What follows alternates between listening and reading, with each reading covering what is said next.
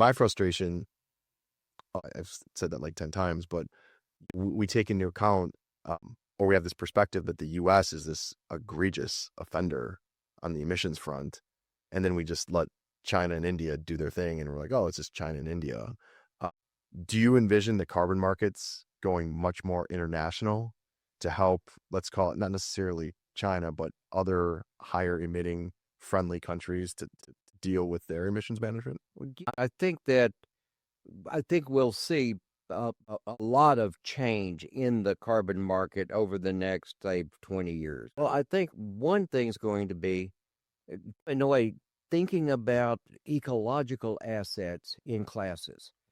Some ecological assets are owned by the countries. And so I think that what we want to do is encourage the private property asset to generate cash flow to keep it in a particular use. Now, the government, if the government owns that land use, then they have basically the decision-making authority over it.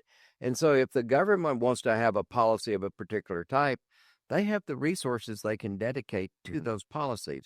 So it's in a way, it's how you spend, if you will, the government money and the government capital. It can be spent differently.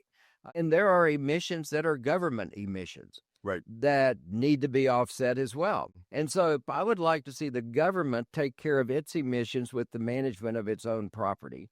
And then some governments, if they own all of the resources, then they can put some of those onto the carbon market and begin to capitalize that.